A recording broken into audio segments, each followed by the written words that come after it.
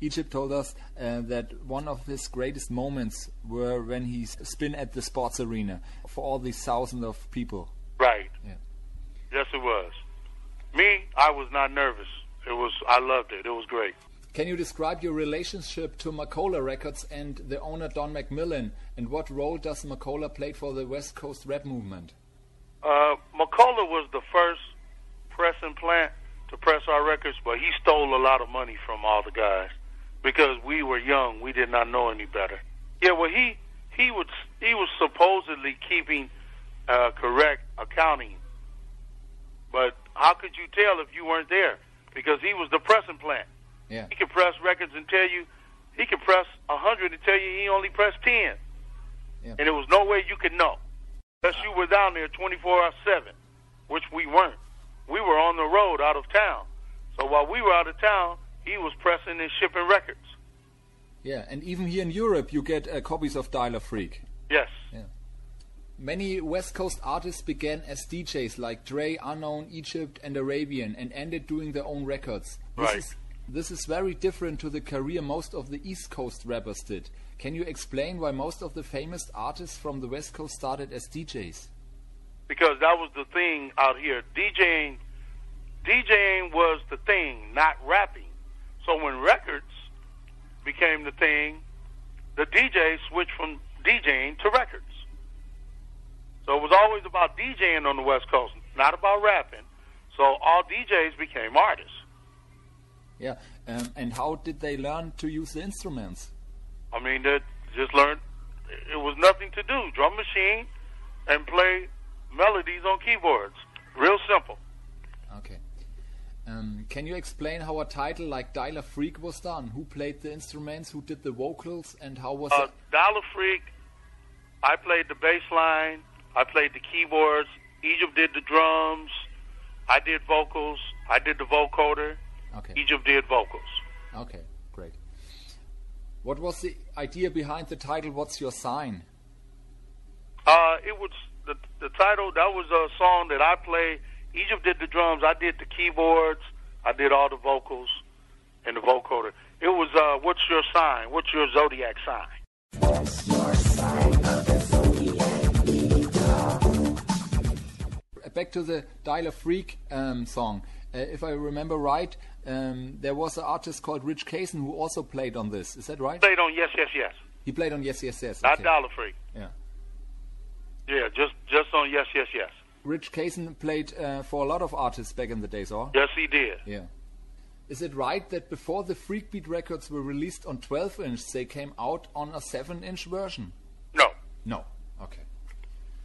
Now another question to the Freakbeat releases. Why had the Freakbeat releases Egypt and My Beats Go Boom DMSR numbers and not the usual Freakbeat numbers?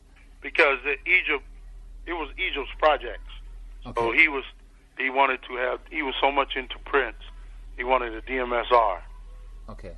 prefix number on there. And he also started Egyptian Empire Records after that. Okay. But was Dialer Freak before Egypt?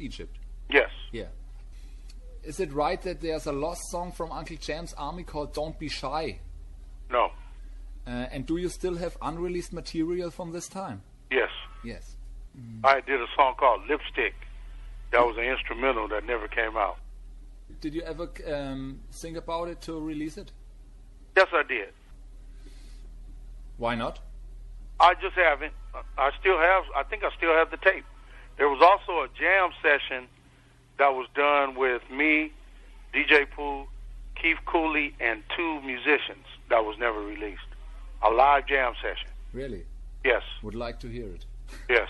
I have the tape still, too. When you did your parties back then, was there ever a problem with violence? And if so, how did you handle it? I mean, we had big security. Yes, we had fights. So we had big security. Egypt said that Uncle James and me and K-Day helped him to start his career. What do you think about this statement? Yes, that's true. Yeah, that's true. Okay. How does Egypt's solo success influenced Uncle Jam's Army? I mean, people know he came from Uncle Jam. Yeah. So that's what it's like. Almost like Lionel Richie when he left the Commodores. They knew he came from the Commodores. Yeah. But you were not unhappy that you lost part of your business, or? Yeah, at first I was. Yeah, okay. And do you have a good relationship to Egypt now, or is it? Yeah. Yeah, okay. Oh, yeah.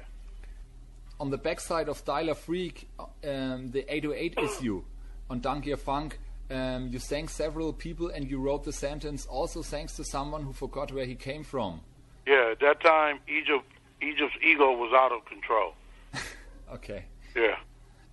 When the money you earned for Uncle Jam's Army went, was the money split by the DJs who did the show? Or Yes, everyone. Okay. Security, DJs, Okay. promoters.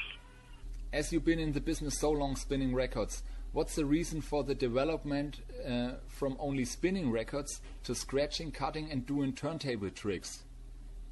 Well, I mean, it's a show. People like to be on the stage to show. Was it adapted from the New York scene? Yeah. Yeah. LA DJs were always faster because they played faster records. They played faster BPM, so they were faster DJs. Okay. New York was slow beats.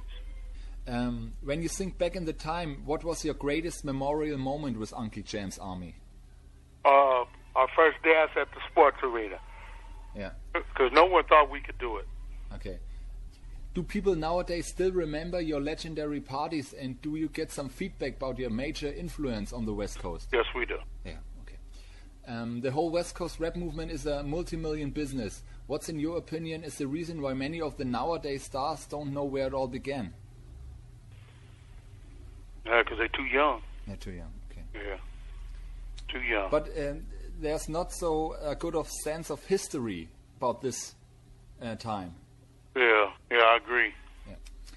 When you look back now, from your view, how did Uncle Jam influence the development of the early West Coast music scene? We broke the hits.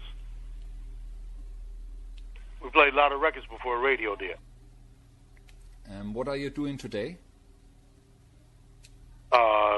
Concerts, shows, promotions, and I own my record store. Okay. And I still perform sometimes. I DJ. Okay. How old are you now, if I can ask you? 37.